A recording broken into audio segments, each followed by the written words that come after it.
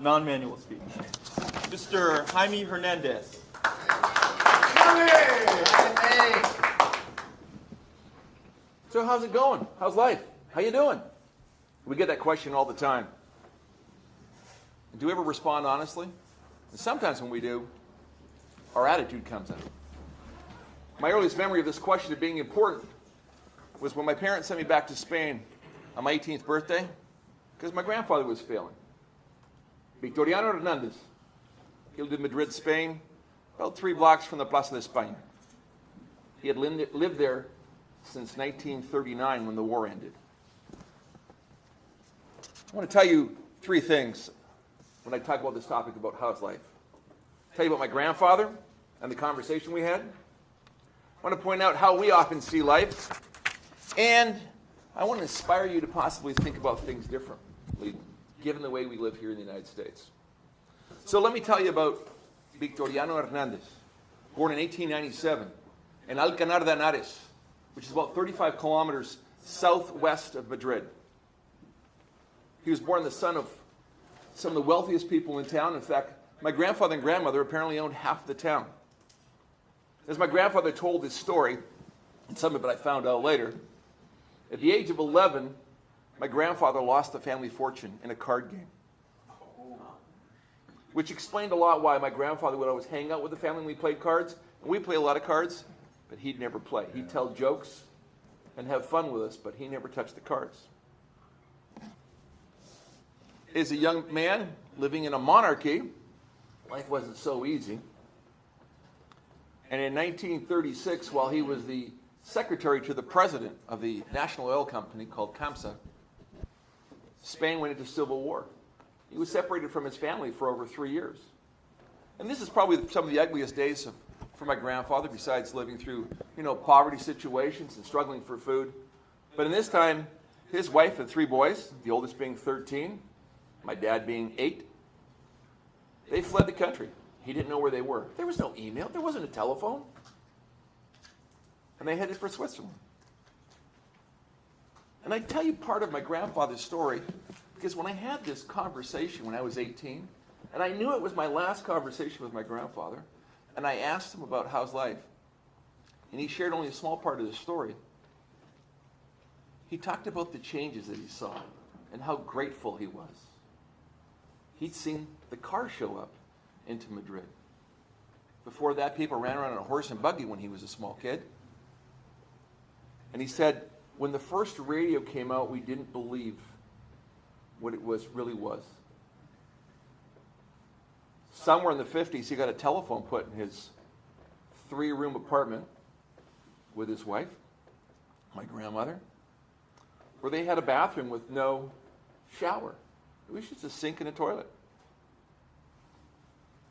In fact, they never put an elevator in that building until 1997, 16 years after he passed away at the age of 83. He climbed those stairs till the age of 81, 3 stories. The little short ones they put in the old European buildings? He talked about how at the age of 70, he got to fly to Canada in a plane. He flew in the air. He was terrified because he didn't want to die in a foreign country. But how grateful he was to have made that trip when I was 4 years old, and how we hung out. And I was his translator for everybody we met in the street, because we went for a walk every day. Here's a man at 83 years of age who had lived through poverty, total loss of family wealth, changing his lifestyle, lived in a 3-room apartment. And he was completely grateful for all of the things he had seen in his then 83 years. He passed away about 8 months later. And I always remember the final words he said to me as I walked out the door of that apartment. I was 18 years old, and he said, "Adios, rico," which means, bye-bye, wealthy one. He didn't mean wealthy one because I had lots of money in my pocket. He meant wealthy one and all the opportunity that I had, because we talked about that as well. So I want you to think about my grandfather's situation and how most of the rest of the world in life enjoy their lives, different than the United States. And talk about how we often see life.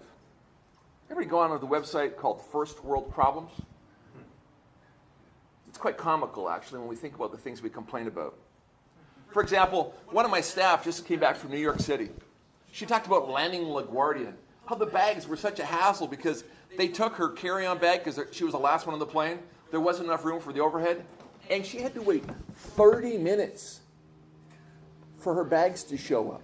That was after she flew in the air at 35,000 feet from San Diego to New York, direct, no stops. And she had to wait 30 minutes for the bag. Can you imagine, John?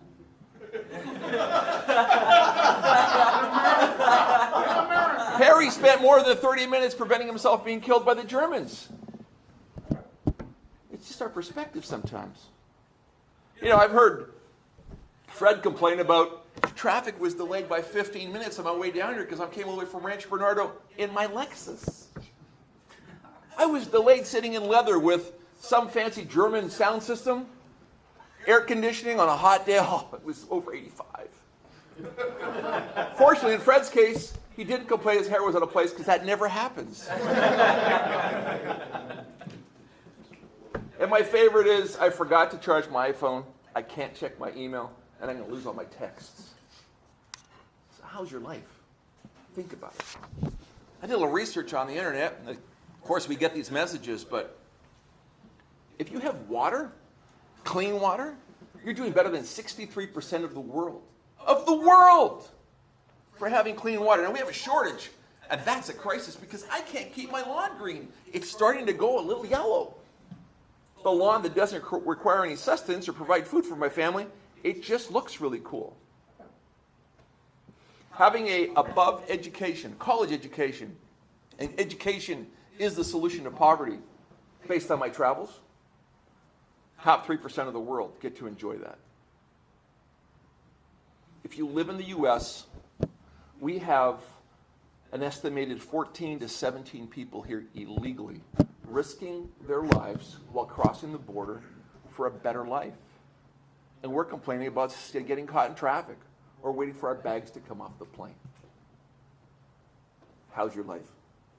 Having shelter or transportation. All of us came here in the miracle of an internal combustion engine. Maybe somebody came in an electric car. You poor thing. John and I suffered. We had to carpool together. We didn't have to. But if we had gotten lost, we could have pushed the navigation system and they would have told us where to go, like our wives do. But I want to remind you that when people ask you how is life, like my grandfather and I had that conversation, that if you make more than $32,400 a year, you are in the top 1% of the entire world. Top 1% of the entire world if you can live with more than $32,400 a year. So my question to you is, how's life? Thank you.